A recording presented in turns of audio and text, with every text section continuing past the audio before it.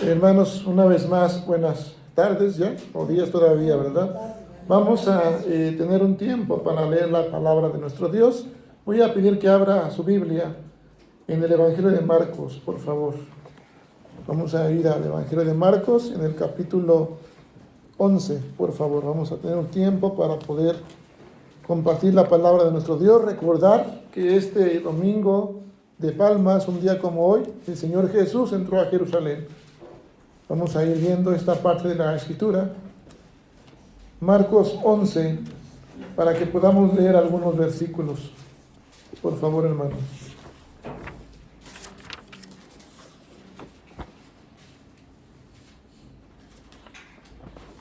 Vamos a leer solamente de los versículos 1 al versículo 11. Conforme usted lo va encontrando, le pido que se ponga de pie, por favor. Y esta lectura la hacemos de manera unida, pero respetando, por favor, hermanos, todos los signos de puntuación. Una manera de adorar a Dios es leer en unidad, con detenimiento, y podamos tener esta lectura de manera que alabemos a Dios a través de la lectura de la palabra y vayamos entendiendo lo que el Señor ha revelado en su palabra. Marcos 11, del 1 al 11, dice la palabra del Señor, y leemos juntos de esta manera.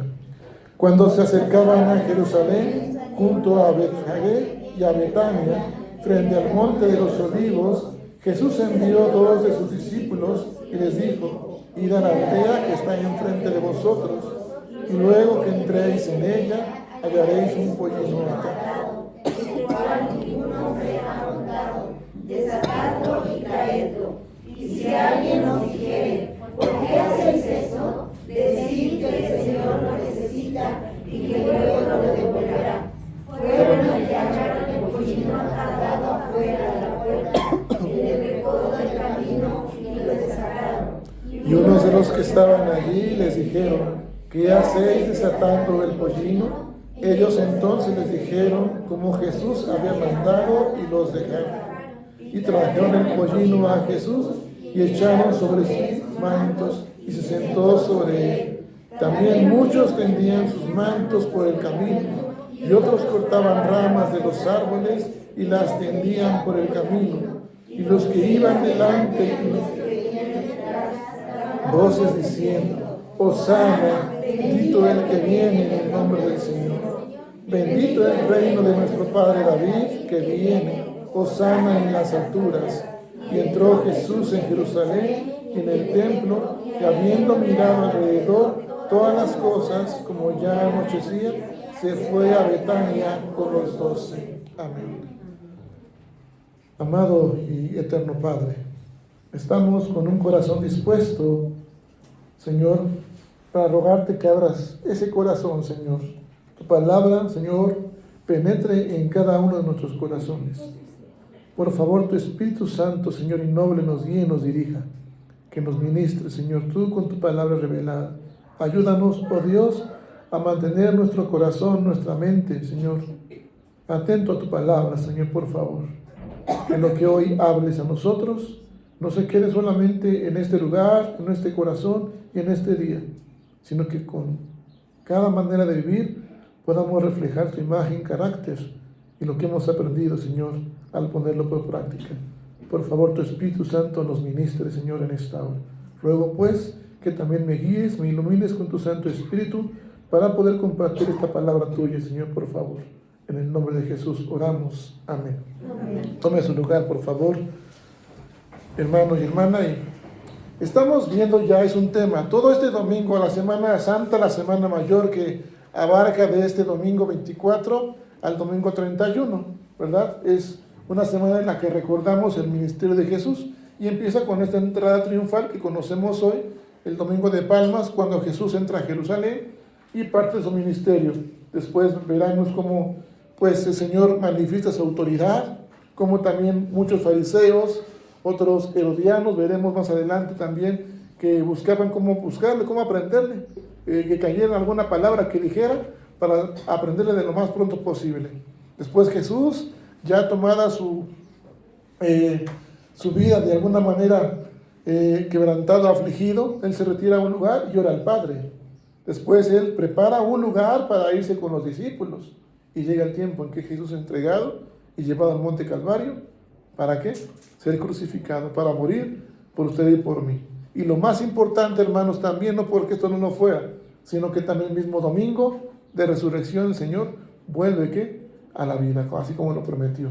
Todo este ministerio, hermanos, pero quiero empezar con este tema. En este tema se llama Rey de los Cielos, o el Rey de los Cielos.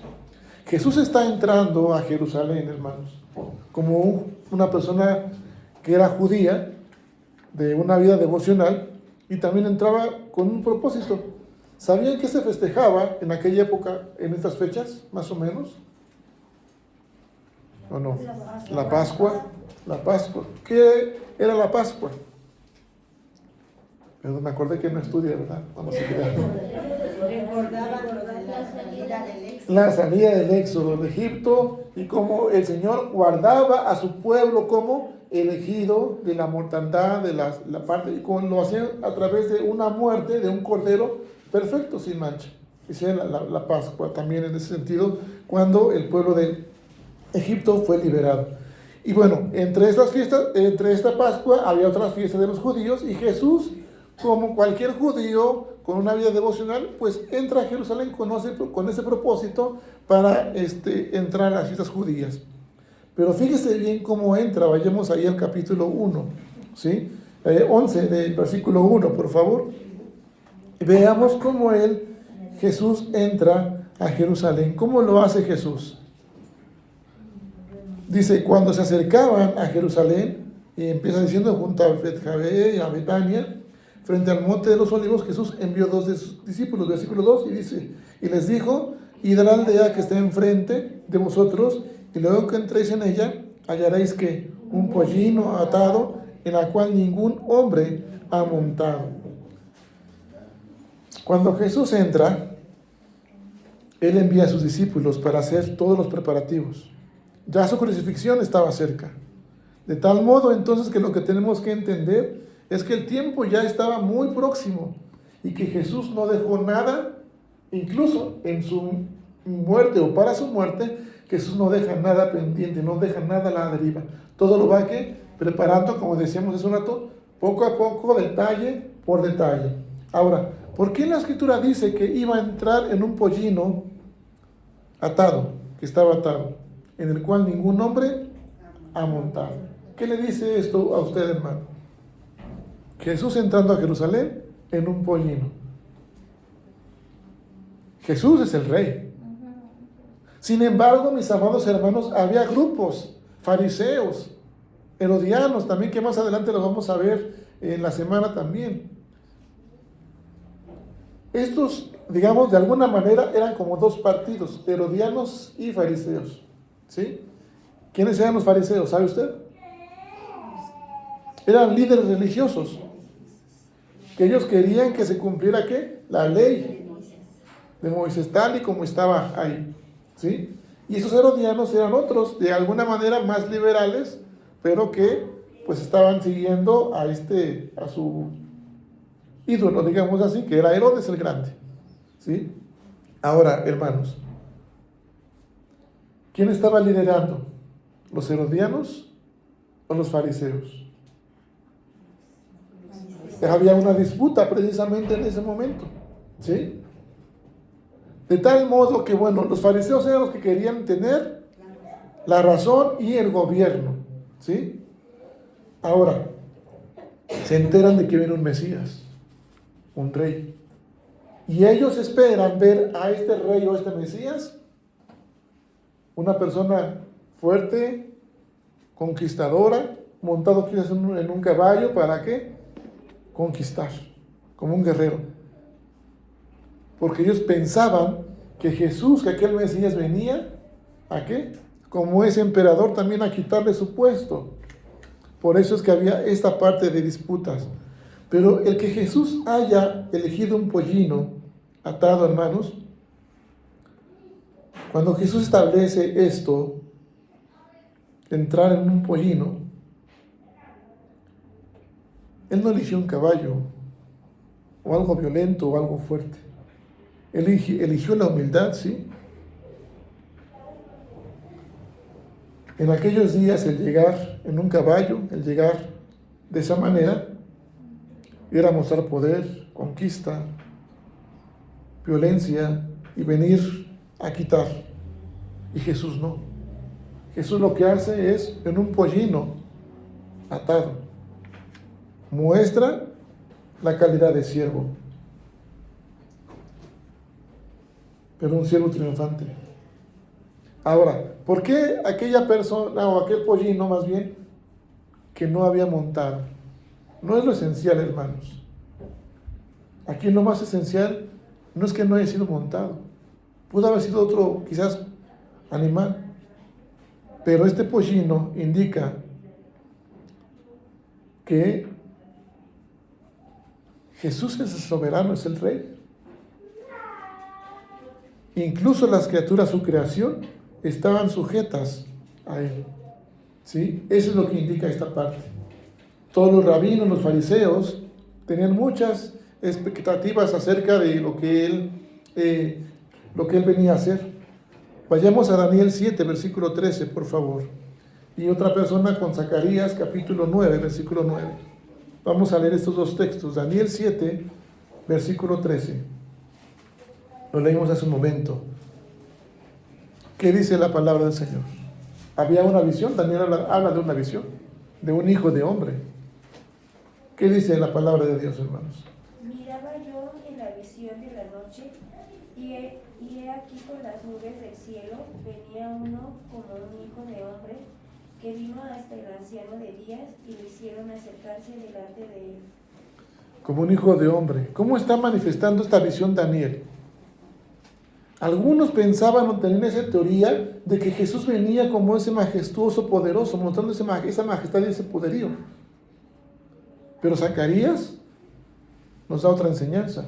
Fíjese bien, 9:9 de Zacarías, ¿qué dice? Alégrate mucho, hija de Sión, da voces de júbilo, hija de Jerusalén. He aquí, tu rey vendrá a ti, justo y salvador, humilde y cabalgando sobre un asno, sobre un pollino, hijo de asna. Es decir, por un lado se enseñaba que el Mesías vendría como esa parte de guerrero, de conquistador, majestuoso y poderoso. Y por otra parte, se enseñaba que no, que Jesús, que el Mesías venía como, hermanos, de una manera humilde, de una manera rebajado, montado sobre un pollino. Pero estos rabinos nunca concibieron eso. Ellos pensaban que el Mesías vendría así humilde hacia un pueblo que era Israel de manera indigna, pero que venía con poder. Eso es lo que conciliaban los rabinos. También, quizás, de la misma manera, era un Israel quizás digno, porque ya que Israel se consideraba a sí mismo digno, pero estos rabinos solamente buscaban la manera de cómo apedrearle, cómo encontrarle alguna falla. Y esta parte decimos entonces, en el cual ningún hombre sea montado. No hay diferencia, les decía, hermanos, entre que si lo habían sentado, se habían montado o no, sino más bien que Dios era el creador. Jesús estaba mostrando como ese rey soberano también, y como tal, todas las demás criaturas inferiores a él tienen que ser ¿qué? Sujetas a él. Por tanto, hermanos, una parte muy importante aquí, cuando reciben sus discípulos una instrucción, vayamos ahí, versículo 2, y les dijo: id a la aldea que está enfrente de vosotros, y luego que entréis en ella, hallaréis un pollino atado, en el cual ningún hombre ha montado. Desatadlo y traedlo. Y si alguien os dijere, versículo 3, ¿por qué hacéis eso? Decir que el Señor lo necesita y que luego lo devolverá. Ya había hecho el Señor Jesús, hecho todos los preparativos para esta parte. Incluso para, como Él manifestó que no era ese pollino, no tenía ¿qué? Dueño. O decir al dueño, si así se preguntaba. Pero aquí lo que manifestaba más bien Jesús era que Él era el Rey soberano y que era el verdadero dueño de ese pollino, ¿sí? y les instruyó a sus discípulos para que dijeran únicamente lo que tenían que decir. ¿El Señor qué? Lo necesita, nada más. El Señor lo necesita. Bueno, esto, hermanos, solamente a manera de introducción. Yo sé que usted conoce esa parte de esta entrada de Jesús, pero al recordar este tema del Rey de los cielos, quiero compartirle los siguientes versículos. Y vamos, por favor, a los versículos del 7 al 11, para que entendamos algo y cómo el Señor nos empieza a recordar en este tiempo algo importante como hijos suyos. Versículos 7 al 11. Leemos juntos ahí en su lugar. Y trajeron el pollino a Jesús y echaron sobre él sus mantos y se sentó sobre él. También muchos tendían sus mantos por el camino y otros cortaban ramas de los árboles y las tendían por el camino. Y los que iban delante de los que venían detrás daban voces diciendo: Hosana, bendito el que viene en el nombre del Señor. Bendito el Rey. ¿Por qué se callaron, hermanos? Hermanos, versículo 11. ¿Dónde se quedaron? Otra vez, del 7 al 11 juntos. Y trajeron el pollino a Jesús y echaron sobre él sus mantos y se sentó sobre él. También muchos tendían sus mantos por el camino y otros cortaban ramas de los árboles y las tendían por el camino. Y los que iban delante y los que iban detrás daban voces diciendo: Hosana, bendito el que viene en el nombre del Señor. Bendito el reino de nuestro padre David que viene. Hosana en las alturas. Y entró Jesús en Jerusalén y en el templo, y habiendo mirado alrededor todas las cosas, como ya anochecía, se fue a Betania con los 12. Hermanos, yo quiero que pongan mucha atención en lo que hemos leído, por favor, hermanos. Entra Jesús a Jerusalén y hay pueblo que venía también a las fiestas, ¿sí? Y muchos, dicen, tendían sus mantos por el camino, ¿sí? Y otros que se cortaban ramos de los árboles y las tendían por el camino. ¿Le gusta esta escena, hermano? ¿Hermana? Jesús entrando como rey, ¿sí? Jesús entra a Xonacatlán. Aquí, de hecho, hay una parte que se le llama como la entrada, ¿no? Ahí nos bajamos, entrada de Xona. Y entra, ahí viene Jesús. El pueblo de Xonacatlán, usted como hijo de Dios o como hija de Dios, ¿cómo reaccionaría ante esa entrada?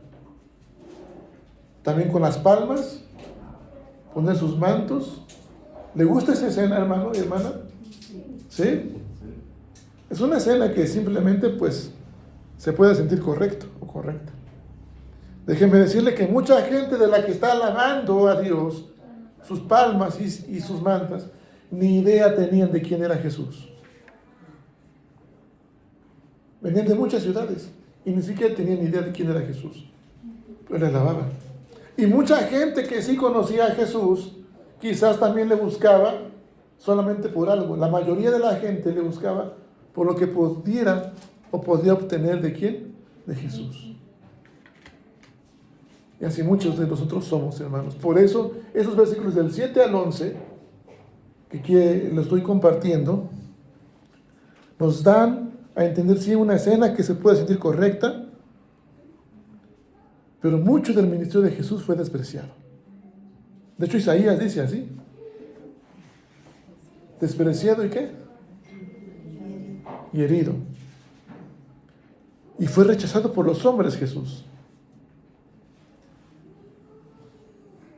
Y estas personas que le adoraban únicamente le seguían por eso, por los milagros que él hacía, por lo que podía obtener la gente, la multitud de Jesús. Pero como aquel hijo pródigo, como aquel hermano del hijo pródigo, esta multitud nunca buscó el corazón de Jesús. ¿Por qué Rey de los cielos, hermanos, en este mensaje? Porque muchos de nosotros hemos recibido a Jesucristo en nuestro corazón. Levante la mano si usted ha recibido a Jesucristo en su corazón. No, bien poquitos, hermanos, a ver.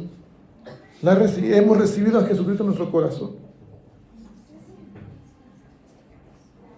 Pero muchos de nosotros, los que hemos levantado la mano, hermanos, que le hemos recibido, si yo preguntara, no lo voy a preguntar, no se espante, pero si yo preguntara cuántos le hemos rechazado, seremos los mismos en levantar la mano, hermanos.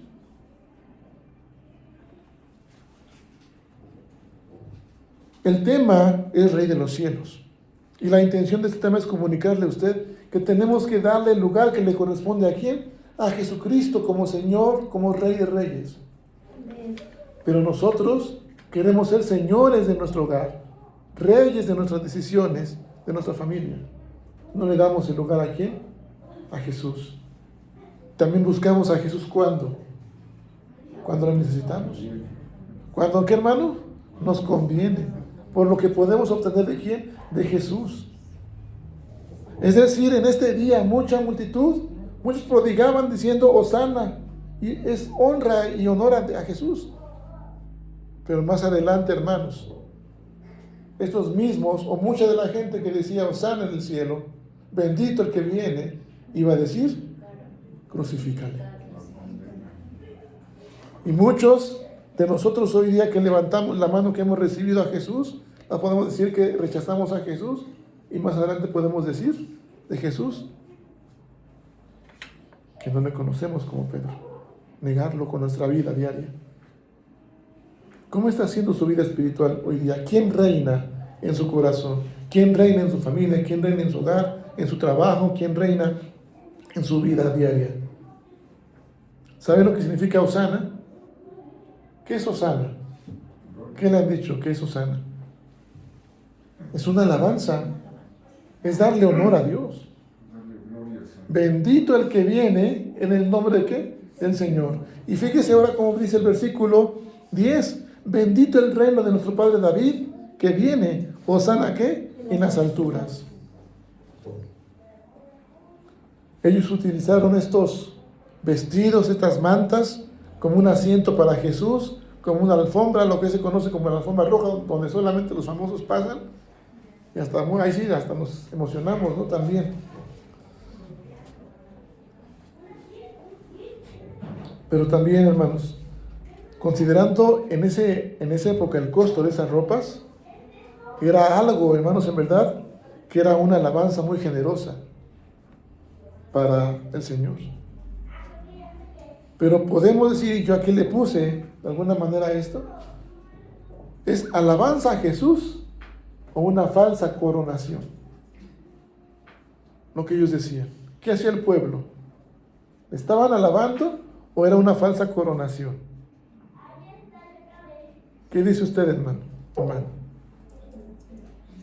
Y los que iban delante, los que venían detrás, daban voces diciendo, Hosana, bendito el que viene en el nombre del Señor. ¿Qué es? ¿Una alabanza o una falsa coronación, hermanos?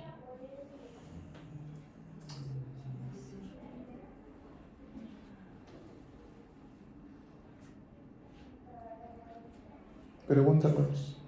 Es una falsa coronación, hermanos. Porque después estas personas, o muchos de los que iban a decir, o que dijeron Hosana, iban a decir después que crucifícale.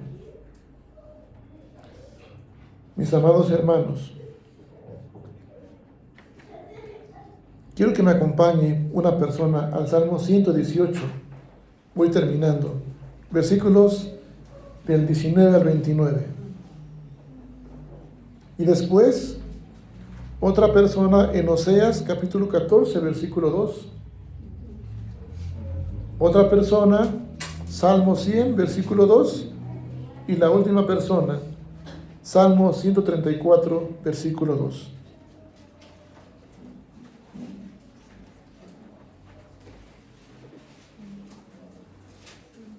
Salmo 118, vamos a leer del 19 al 29. ¿Alguien lo tiene, hermanos, por favor? Salmo 118, del 19 al 29, por favor, hermanos. Abridme las puertas de la justicia, entraré por ellas, alabaré a Jehová.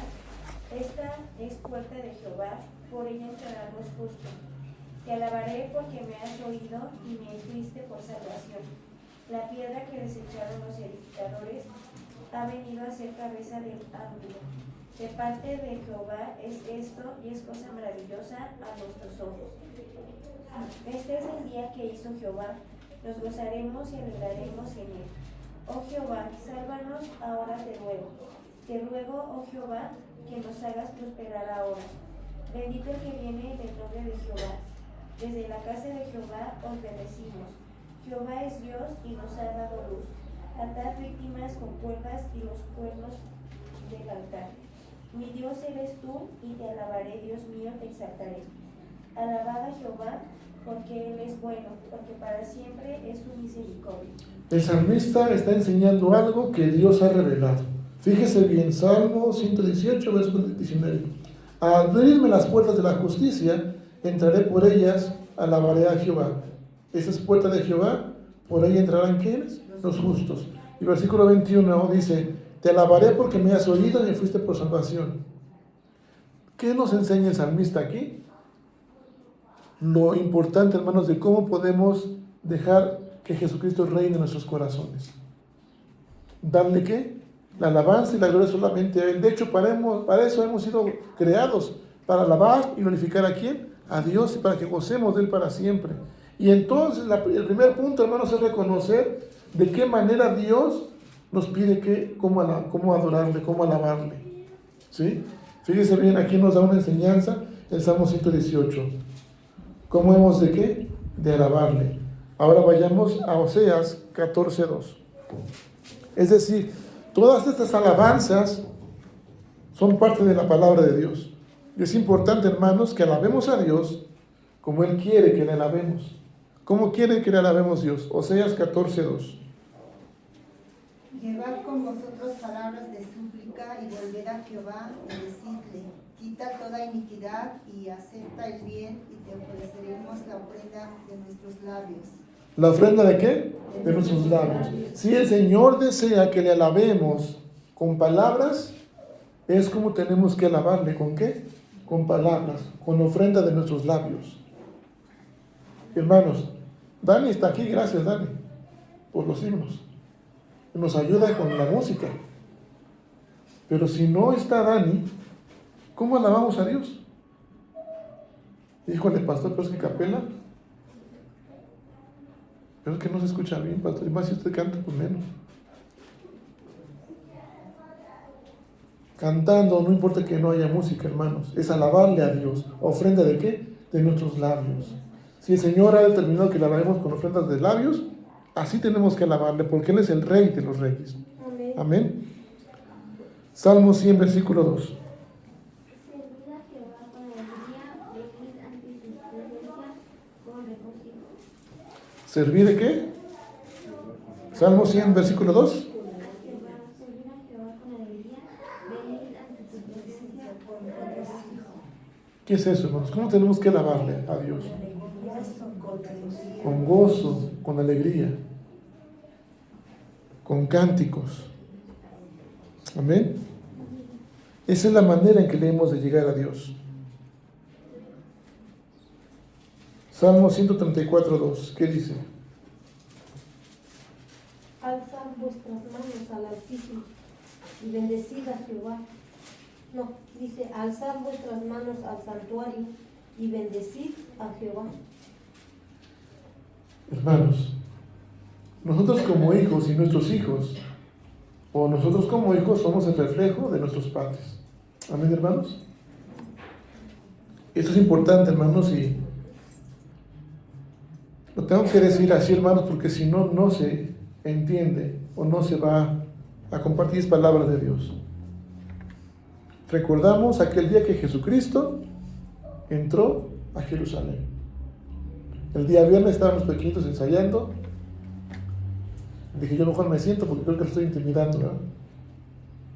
Y la hermana Hilda les decía a los pequeñitos, imagínense que Jesús viene, ¿cómo lo recibirían? Con alegría, con gozo. Y nada más me senté yo y les dijo eso a la hermana y ya está más alegres, ¿verdad? Se pusieron. Pero hermanos, esto a veces hace un impacto en la vida de nuestros hijos, lo que nosotros hacemos. ¿Usted cómo alabó hoy a Dios? Vi muchas palmas, había muchas palmas. Osana al que viene. Hermanos, estamos recordando la entrada triunfal de Jerusalén. Y no le estoy pidiendo que se levante y que dance. No es eso tampoco, hermanos. Pero que tenga el gozo de que el Señor está entrando. ¿Qué gozo le produce a usted que Jesucristo entre en su corazón o haya entrado en su corazón? ¿Le produce gozo? ¿Alegría? ¿De qué manera va a levantar las manos? ¿De qué manera va a darle adoración a Dios? Tampoco estoy diciendo que cuando usted levante, palmee o no. Hay libertad para que usted exprese el gozo y la alegría al Señor en alabanza y en adoración. Pero muchas veces estamos ahí diciendo mantos y palmas. Y así nada más aplaudiendo. Pero no hay alegría, no hay gozo. Hermanos, si el Señor desea que debemos de venir a Él con las manos alzadas, entonces es como hemos de venir. Si el Señor desea que a Él le agrada que nosotros tengamos ese gozo y alegría para con Él, así es como tenemos que manifestarnos. Tenemos que agradarnos, porque el Señor ha entrado y lo hizo con un propósito. Él entró y Él sabía su ministerio. Él sabía lo que iba a acontecer después. Pero que a nosotros, hermanos, a veces no nos recuerda que vino Jesús para que tengamos vida eterna, hermanos. Nosotros estamos llamando a esta entrada una entrada triunfal. Pero para aquellos hombres, rabinos, fariseos, herodianos, era un triunfo lo que significaba, digamos, para cuando el emperador de aquella época gobernara y si matara a unos 5,000 personas o enemigos, ese era un triunfo para ellos. Pero aquí Jesús entra en un pollino, mostrando soberanía. El entrar Jesús en un pollino era porque Él venía en señal de paz, no de guerra, no a quitar. Y Jesús dijo, yo no vengo a ¿qué? A abolir la ley, vengo a cumplirla. Así que, hermanos, nosotros, ¿qué tenemos que hacer nosotros, hermanos? Mire, más adelante usted va a ver algo importante, porque hablando de que este triunfo para aquella época era cuando el emperador, aquella persona que gobernaba, ganaba, mataba a enemigos. Más adelante vamos a ver, van a ver el día martes, no voy a estar yo, pero les voy a compartir un poquito más adelante. De aquella ocasión cuando estos fariseos y herodianos se juntan, porque eran dos grupos opuestos. Unos de alguna manera los fariseos eran conservadores y otros eran los liberales de alguna manera, los herodianos. Y tenían muchas disputas, pero tenían algo en común. Ellos querían tener el control en aquella época, de todo lo que era Roma, ¿sí? Y cuando ven que viene alguien de esa manera a reinar, pues se unen. Fueron capaces de unirse, ¿para qué? Provocar a Jesús. Y una de las situaciones es que en uno de esos días, esos fariseos, esos herodianos, se acercan a Jesús y lo hacen de una manera muy con halagos, ¿sí? En Mateo 22 va a haber una historia. Se acercan unos fariseos y estos herodianos le dicen, Señor, maestro, le dicen, sabemos que tú hablas la verdad y que tú eres imparcial. Dinos entonces, ¿es bueno dar tributo al César o no? ¿Quién era el César? ¿El emperador? Si Jesús decía que sí, ¿qué pasaba? A unos se echaban en contra. Si decía que no, también. Entonces, Jesús fue sabio y dijo, no les digo que no estudian, dijo antes algo, ¿de quién es qué? Enséñame la moneda. ¿De quién es la moneda? ¿De quién es la imagen y la inscripción? Porque no era solamente en la moneda, solamente venía la imagen, sino venía una inscripción que decía que ese César o lo señalaba o lo identificaba a César como un dios de Roma. Y entonces fíjense bien lo que Jesús dice, ahora sí, dad a César lo que es de César y a Dios lo que es de Dios. Por tanto, hermanos, aquí lo que Jesús está haciendo es diciendo, bueno, ¿de quién es la imagen? El César. Bueno, denle a Dios lo que es, a César lo que es de César. ¿Sí? Cumplan sus responsabilidades. O sea, esa parte tenemos que entender.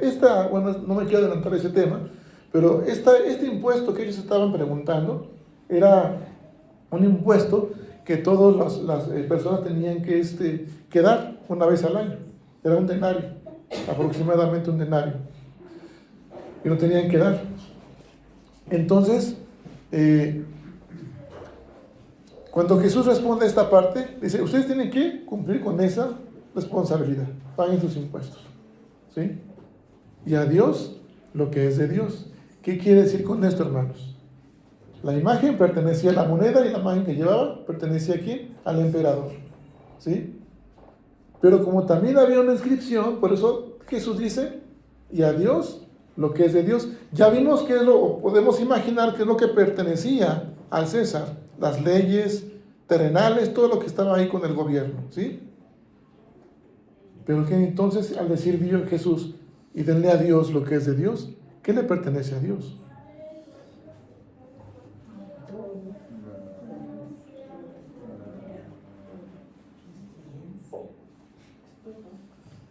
La moneda llevaba la imagen del emperador, de César, y una inscripción que lo identificaba como Dios. Por eso Jesús dice, a César lo que es de César, pero a Dios lo que es de Dios. Es decir, Él no es Dios, César no es Dios. Denle a Dios lo que es de Dios. Usted y yo fuimos creados a imagen y semejanza ¿de quién? De Dios. ¿Qué es lo que le pertenece a Dios? Nosotros le pertenecemos ¿a quién? A Dios. Por tanto, nosotros tenemos que estar sometidos bajo la soberanía del Rey Eterno. Todas las cosas terrenales, las leyes que tienen que cumplir, iban a ser terrenales, temporales. Pero lo que es de Dios, lo que es celestial, es que es eterno. Por tanto, podemos decir, hermanos, que usted y yo, como hijos de Dios, tenemos doble ciudadanía. La terrenal y la celestial. Y en la terrenal, hermanos, miren, se dice que solamente los hijos de Dios tenemos la capacidad de poder, de alguna manera, vivir como hijos o como ciudadanos del reino. Como somos hijos de Dios, somos los únicos que tenemos la capacidad de vivir como tales en el reino de los cielos. Y ahí estamos de acuerdo. Amén. ¿Sí? Pero también se dice que los hijos de Dios somos los únicos que tenemos la capacidad para vivir como hijos de Dios, como cristianos, en el reino terrenal. ¿Será eso? Pero no estamos viviendo como hijos de Dios en el reino terrenal, hermanos. Empezando porque no le estamos dando el lugar que le corresponde a quién, a Jesús como Rey de Reyes. Le hemos recibido, pero no le hemos dejado reinar en decisiones. No le hemos dejado reinar en nuestro hogar, en nuestra familia. Cuando leímos en Mateo 19, versículo 13 y 14, los niños se acercaban a Jesús. Y los mismos discípulos, ¿qué decían? No se acerquen. ¿Y Jesús qué dijo? No. Dejen que se acerquen a mí y no se lo impidan, porque de ellos es el reino de los cielos. Pero a veces también nosotros mismos, hermanos, como padres de familia, no permitimos que nuestros hijos se acerquen en comunión con Dios. Se lo impedimos. O nosotros mismos no estamos dando ejemplo a nuestros hijos de acercarnos a Dios. Amados hermanos, cuando nosotros decidamos o entendamos quién es el Rey de Reyes, el Rey de los cielos, el Rey de esta tierra, cuando dejemos reinar a Jesucristo en nuestro corazón, entonces nuestro resultado será, hermanos, santidad de nuestra vida diaria, santidad en el matrimonio y sobre todo, santidad en la familia. Siempre y cuando dejemos que Jesucristo, ¿qué? reine en nosotros. Por eso lo que decimos en las preguntas, nos ha elegido el Señor con un propósito para entregarnos como santos y sin mancha, que no haya nada que nos reproche. Pero si nosotros, hermanos, no dejamos que Jesucristo reine en nuestro corazón, en nuestras decisiones, no habrá santidad en nuestra vida, no habrá santidad en el matrimonio, no habrá santidad, mucho menos en la familia, hermanos. Por lo tanto, no estaremos siguiendo el ejemplo de Jesucristo como un hombre santo.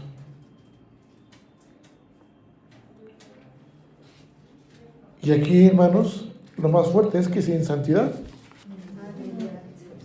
considérelo, hermanos, y empiece hoy, hermanos, a dejar reinar a Jesucristo. Dele lugar, ya le recibió en su corazón, gloria a Dios. Ahora déjelo reinar en su corazón, en sus decisiones. Él es el Rey de los cielos. Amén, hermanos. Él es el majestuoso, Él es el poderoso. No sea usted un fariseo, no sea usted uno como los herodianos. Sea como Jesús.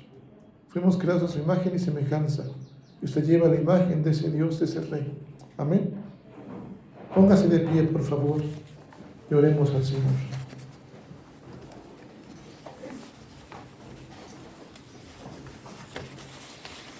Solamente habemos quizás 3 varones, mi hermano Leo, mi hijo y yo. Elías, quizás como pequeñito, Iván. Y nos toca ser ejemplos como varones, cabezas de familia.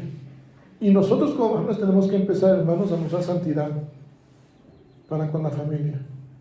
Y esa santidad solamente se va a ir viendo en medida que tenemos la comunión con el Señor. En medida que nosotros no descuidemos nuestra vida espiritual. Si queremos ser hombres de Dios, hermanos, tenemos que ser hombres de oración. Que pasemos la vida doblando rodillas en comunión con el Padre.